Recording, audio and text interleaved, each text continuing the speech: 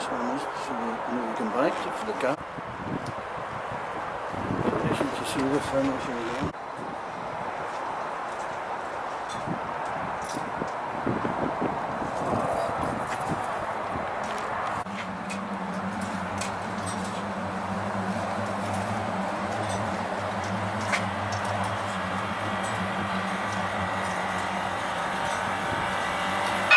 Edinburgh Park Central.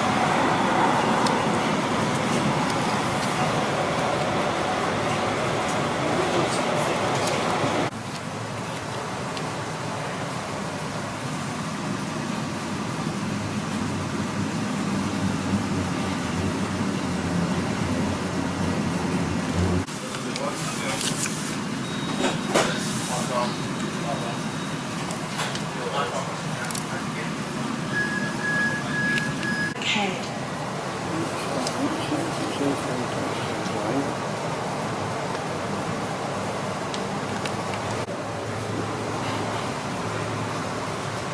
Please have tickets and smart cards ready for inspection. Ticketing assistance is available on this tram.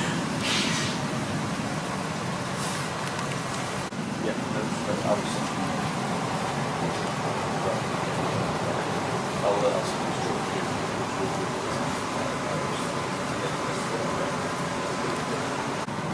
A couple of quid a day for the upkeep of the car.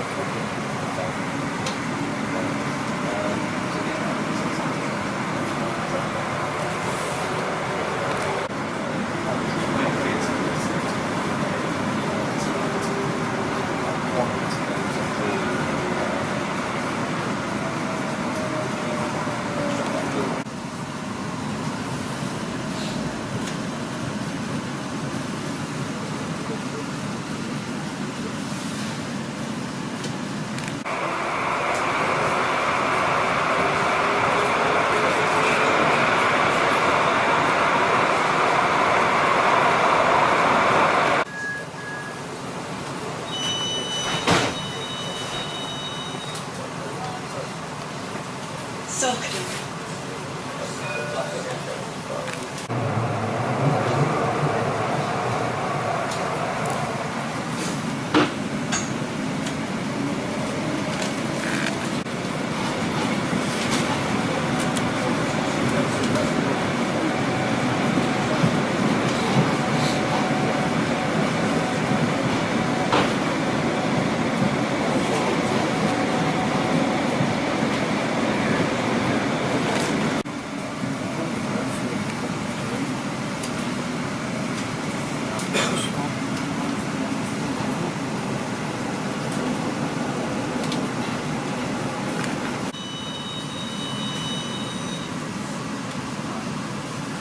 Murrayfield.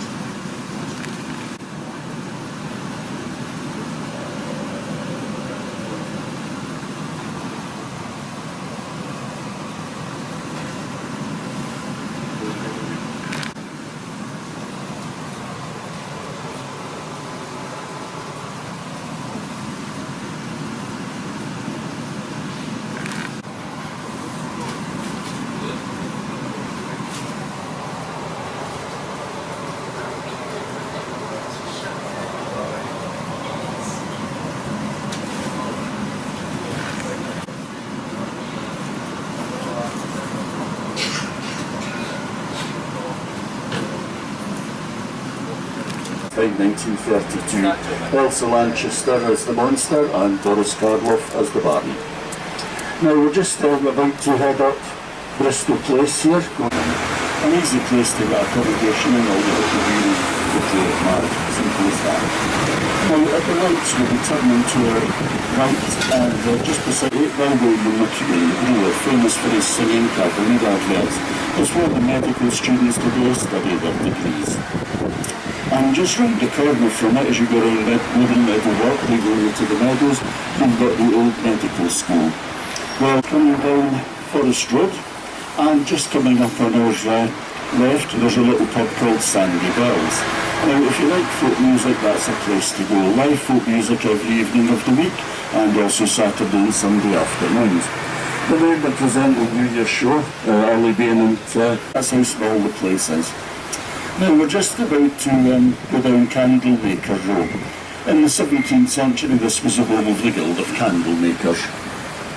And it takes us down to the Grass Market. Now the Grass Market of course was famous in the old days for farmers' markets, medieval jousting in the 14th century, public hangings and burning witches at the stake. And every pub on the north side as we go down, that'll be on your right as we go along, that every pub on that side has its own historic story to tell. This is the Cowgate going to our right. Of course we passed over it as we came across the South Bridge. Now the West Bow, that changes its name to Victoria Street, Half-Hanged Maggie, or Scottish for Half-Hanged Margaret. In 1724, Maggie Dixon came from Musselburgh, in the town of St George Street. She also fell pregnant out of wedlock. The baby died. She tried unsuccessfully to conceal the body. Today, there would have been counselling and sympathy and such things, and these days no such thing. Evil women tried to hang. The only problem is that she hanged. They did get the noose round her neck, they did get her down through the trapdoor of the gallows, through the trapdoor. And the most infamous hanging that took place there was in 1670, was that of Griselle Weir, youngest sister of Major Thomas Weir, a self-confessed warlock. She voluntarily confessed to being a witch, people thought she was mad. When the hangman got the noose round her neck and last she turned up, she ripped her clothes off, danced naked on the platform and screamed obscenities. The hands to claim their victims in 1828. It's said to still be haunted, but it goes to one of them to this day. This is the Westport we're coming up, meaning the French meaning Westport, in and out of the old town. The Bazaar Ink Studio, but leave that story to another time. That's one I like to tell during the summer and the festival. When another man was dying, they put a penny over his face just to help him on his way, took him along to medical school. Fresh cut, Noakes was so delighted they gave him £15, which was an absolute fortune in these days. So then they decided to work from the local white hat and they would pass down there. And on 17 more occasions they got lonely strangers drunk, took them home, smothered them, took them back to medical school and collected the money each time until they were eventually caught. Alright, we're just going to turn to the right here. This will take us up Johnson Terrace towards the Lawn Market. And this is the rear of the castle. And the other big building over to the right is the Royal Apartments. That's where Scottish royalty lived from the late 11th century, the time of Malcolm and Margaret, until 1542. The year that James V, father of Mary Queen of Scots, died when his daughter was only 6 days old. In front of it is the Half-Moon Battery which protected it, and when we see it, don't worry about the cannons or any other cannons at the portholes. They've all been spiked since the 18th century. Only the one running the ones meant V5. Over to the right, the red stone building, is the Edinburgh College of Art. That's where our art students today study their degrees. Many years ago, when younger and better looking, now 84 years old, Sir Sean Connery used to pose for the art classes. This building are nowadays workshops for the homeless. And once we get beyond that, you'll see George Heriot's School. The inspiration for Hogwarts Castle and the Harry Potter films. George Heriot was a goldsmith and jeweller to King James VI, and he was known as Jingling Geordie because he carried so much money about his person in gold sovereigns. Right, so we're just passing by the Castle Esplanade. There's now is the hub, organisation centre of the Edinburgh Festival. In the old days when it was a church, it was the Highland Tollbooth Church of St John, and they would conduct their sermons in Gaelic for the Highland soldiers based at the castle. Now, anyone who wants the castle, this is your stop coming up here on the Lawn Market. So, that's okay, we'll stop, we always stop here. Okay, this stop for the castle, folks, so if there's the castle you want once you alight, it's just walk back forward, it's where these flags jut out on the left, opposite St Giles. Now, just beside us, we have Lady Stairs Close, within which is the Writers' Museum, free to enter. And in that museum you can see the works of many famous Scottish writers, among them Rabbie Burns, Sir Walter Scott, Robert Louis Stevenson, J.M. Barrie, author of Peter Pan, J.K. Rowling, author of Harry Potter, and Sir Arthur Conan Doyle, author of Sherlock Holmes. Always very slow lights, the ones here.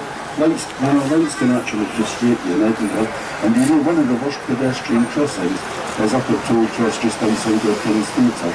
You keep the green man coming up, you're lucky if you get halfway across before they change back That really is a dreadful place, and this one's with the green dome is the head office of the Bank of Scotland. Founded in 1695 by the English Governor of Canada. So it was written to the year before by a key Scotch resident in London. William Patrick became the Bank of England and the construction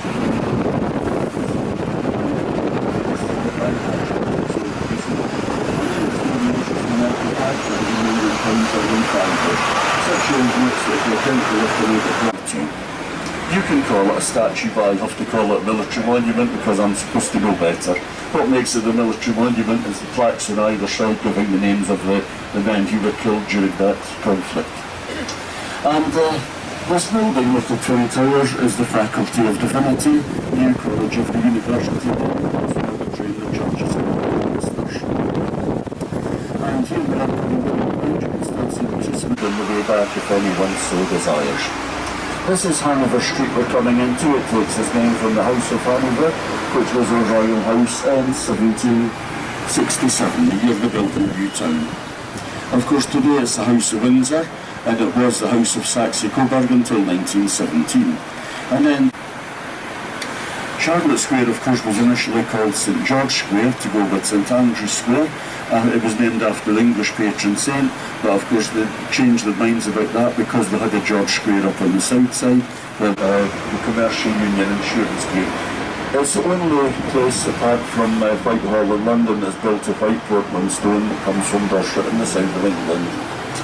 As we go down the street coming up on our right, there's a pub called the Jekyll and Hyde. It's not far from where Robert Louis Stevenson lived in Edinburgh, but there is no direct connection. It's had many names over the years. I'm still trying to find out if it was a pub in his day or not. The most famous person that goes now there is one of my former colleagues, David, who likes to sit in the window with his pint of lager and move to us as we go by. You know, this is not there yet. We're too early for him. This is kidnapped country owner, Master of Ballantrae, and the strange case of Dr. Jekyll and Mr. Hyde. His inspiration for which was the Edinburgh Tram.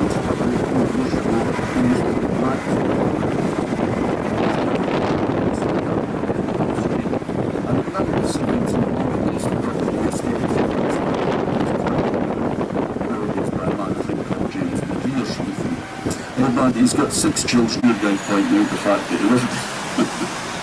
Now this is Frederick Street we're about to turn into. It's named after Frederick III. Of course, with the George name of four Georges in succession spanning 5 generations. George III was actually the grandson of George II. George II outlived all his own sons and daughters, so it was a long time now. Well, George III reigned a long time anyway. He reigned 60 years, beaten only by Queen Victoria and the present Queen. Tax, a window tax, and also income tax, promising it would be a temporary measure to fund the Napoleonic Wars and the American Rebellion, not to be confused with the War of Independence. Unfortunately, he forgot to rescind it afterwards. Coming up on it's not very much members only, but they do allow it to be used as a venue during the festival in August. It's 4-week duration. Incidentally, wasn't exclusive to Scotland as patron saint then. He was also patron saint of Russia, Ukraine, Greece and Macedonia. Castle Street, the only street in the Newtown group not to have a House of Hanover related name, because wherever he is his horse of Prince Albert, consort husband of Queen Victoria. And that statue was sculpted just after his death in 1861. The figures round the base, the Queen's loyal subjects who join her in mourning. At this corner here, number 14 South Charlotte Street, that was the birthplace of Alexander Graham Bell, inventor of the telephone on the 3rd of March 1847. A week after his 29th birthday in 1876, he patented the phone in America, and 3 further days spoke his first words on it to his assistant, saying, "Mr. Watson, come here, please, I'd like the Georgian House, but that's closed for the winter. The Georgian House, number 7, the blue door on the north side." But if anyone likes to go to a pub that's frequented by a famous writer and sign the visitor's book, we've got the Oxford Bar round in Young Street. And its chairman is Malcolm III, known also as Malcolm Campbell. He married Hungarian Gordon Saxon Princess called Margaret Catherine, related with Queen Margaret Consortium. And he was tall, 58-inch waist, no idea how to wear a kilt, he didn't wear it to bed, he wore it 8 inches long, which way done with the place. And if that wasn't bad enough, it was a cold February day, so you put on footprint with the plates under it, so it was these galleries, we got a stop just beside it here in Mine. Does anyone want the galleries? Oh, everybody quite happy. Okay, well this is about the last stop before we get back to Waverley Virginia. And these big office buildings, you've got two mail slippers, one's got two mail sphinxes looking out from each corner, and at the front as we were coming round the statue of Queen Victoria. These big buildings are Ramsay Lodge and Ramsay Gardens, privately owned prestige garden properties in the old town.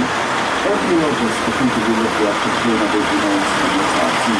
They sit in virtual taxis for housing, but they like this, they like the way, they like the small family living there. So because they like to just hang about it. In fact, last summer I had Catherine Jenkins and Alfie Bow. I had first election, lots of big names. And I'm probably might have Tom Jones concert up there. I wouldn't be surprised if a lot of these folk actually bought tickets for that and then came back after it and complained about the noise. Something like that. Very perverse. The street of course continues well along, taking way down to the council offices at the far end. And once we're around this corner, of course that's where this tour terminates, way back to the Waverley Bridge. Go over the speaker system and we'll let you off the next official stop. Now Edinburgh is old and new, it's modern, it's ancient, the theatres are massive. What's the in place to be? We just come on to Prince Street, the main thoroughfare here in Edinburgh. Capital of Scotland, Scotland a nation in its own right. By world standards we are quite small. Normal population about half a million, about 500,000. Plus yourselves, of course, and you're very, very welcome. Below, behind, back to your right. You want to check back your ancestry? To your left, Register House. So you can check that. So your great Scottish. That's where you will Monday to Friday during office hours. It's about £15 for a half a day, a whole day. It's like a conveyor belt thing up high. The mailbags we dropped into or picked up. Because it goes right down, doesn't it? Yeah. Well, the Balmoral Hotel behind, of course, it used to be from Bromwell now, Regent Bridge. Below us, other land. Semi-circular buses or bridges. Talk more about that later. On your right of the wall, the old cotton burial ground. Opened in the 1700s for tradesmen and merchants. Of course, we read this as access point. There's some other side too. They lifted it. And on your right, St Andrew's House, the seat of government here in Scotland. It's a 1930s building built on the site of the old Colton Jail. Colton Jail is long gone, but there were executions took place there at one time.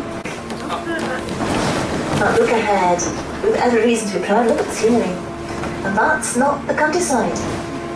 High hill in the middle, that's Arthur's Seat. We'll stick figures are people, not trees. Near to us, Salisbury Crags. And the Royal High School, but the wonderful classical Greek design. This is a building we thought for a long time, way back in the 80s, 90s, for argument. There's been a few different things have been put forward for it, but I think the last thing I heard, they were considering making it a very, very pucka hotel. Kind of wait and see on that one, because I have heard a few different things over time, but down the palace, the flag flying, you shield your eyes, the yellow flag, the Scottish standard. I don't need to educate you, you're all Scots, but very often I have to remind you that is not the Scottish flag. The flag of Scotland, of course, is the blue and white flag. Sultan William the Lionheart was taken to the field of battle. That would you where the royal family were in battle. That's where the soldier would find the Sultan, blue and white flag. George Headit's Trust. Now George Headit was a Jew and goldsmith to James VI of Scotland. When James had the English throne in 1603, George went into London with him. George, a big wealthy man, was jingling Geordie. Geordie, Scots for George. Jingling so much money, so many coins in his pockets as he went about. He learned to have his fortune. At 23, you'll stay with me? Oh yeah. You coming off here? Yes, no? Yeah, well, fine. No, you're fine, huh? By the way, I'm not entirely sure if it is this actual patch, but if it's not this bit, it's like 2 inches throughout. On your left, just past the Queen's Gallery, what's the Queen's private art collection. Changed every 4 to 5 months. Currently showing Castellano works. He worked in pen and washes. Coming briefly now into Hollywood Park. Queen's Back Garden, if you like. Very public garden, very public park. A lovely place to go walking. Cliff tops up to your right, that's Salisbury Crags. After it's January, they have that coming out here. The triathlon, the running and the slugging takes place in the park. Swimming in the Royal Commonwealth Pool off one of the entries off to the right. Commonwealth Pool, of course, built for the Commonwealth Games in 1970. The Games came in 1986. Commonwealth Games were in Glasgow this year. And 2 Edinburgh boys were giving out the medals. Of course, Deirdre Wilkie, this one, it's expanded a couple of bars in it easily, all that can't be inside. If you are going there, speak to one of our ticket sellers on Waverley Bridge or one of our drivers, because you've been passed with us, we'll sell you a reduced price ticket. You won't get the reduction at the attraction. If you buy it from us, it's one of the concessions that we have. So speak to one of our staff and then we'll join together with England after disastrous Darlings. Once again, we have our own parliament. It's a mixture of styles, old and new. Because when we decide to have our own parliament again, of course, the Palace, Queen's Back Garden, if you like. If you look over the wall, look at the inside of the wall, the grass goes right up to the edge and the inside. You see that? I've got a ha-ha. Queen Victoria didn't want to see a wall around her property, so for the Palace window, she went right across the park, but then that was hers too. Makes sense, doesn't it? Looking through the gates, furthest away from us on the right, private apartments to Mary, Queen of Scots. And next you might, well, if you want to see the tea at the Palace, you can, sort of, next door, cafe at the Palace. And if you show your tour ticket at the cafe at the Palace, they'll give you a free crown of shortbread. Biscuit ponds at the pools are kept to swimming pool standards. But in the summertime, sometimes there's the children at Palin, you'll see the dogs. Down to your right through the gates to the Palace of Hollowed House. There you go, the front entrance. Oh, SNSA, por favor, señora. SNSA, sí, gracias. So, we're now on the Royal Mile. Scroll the Royal London. We've got Whiteford House. They have a uniform, they don't wear it, they dress, and the locals do because they are the locals. One of my favourite tea shops there, Clorinda's. Clorinda was the Queen comes for private worship, which is not attending official occasion at St Giles Cathedral. Now you'll know that the Queen is the head of the Church of England, she does not head the Church of Scotland. The Church of Scotland is headed by the moderator. The moderator is chosen by the ministers themselves. So, unless you're already a member of the Church of Scotland, then you're the same as the Queen.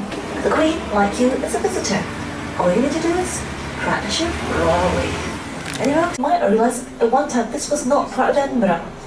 This was a separate town. This was called the Cannon Gate. Gate, those Scots were for walk. This were the cannons. The photographs of the 70s, the pub was painted red, but it's blue today. See the window? Would you noticed? And look down to your left, the other town lights, that's round the Flung Wall. Built at the Battle of Flung, 1513. It was a very small walled city, a little house up the way on top of each other, rather than beyond the city wall. And a block of stone on the pavement on the right, that was a water well. Water originally had to be carried by hand in the buildings. If you were wealthy enough, then you could afford to pay for somebody to carry that water for you. Or it was a caddy or a caddy. For the name caddy comes from the golf course nowadays. Scotland goes the home of golf. And that was where all the wealthy rich went. Of course, when the wealthy rich went, they took their money and their wealth with them. So where we are now, it's been a bit downward for a long time. But nowadays it's very much a tourist. You can see I've got my ears pierced. I promise it's pure vanity and no other reason. What's your excuse? You're looking the other way. I'm saying nothing. So this is Southbridge. Remember, ahead of us to your right, it's some work there. Scaffolding. That's Old College. Originally it was called New College. And that was the first collective campus at Edinburgh University. Edinburgh University began in the late 15th century. At that time, there were 4 universities in Scotland, but only 6 in Great Britain. How's your arithmetic? 4 in Scotland,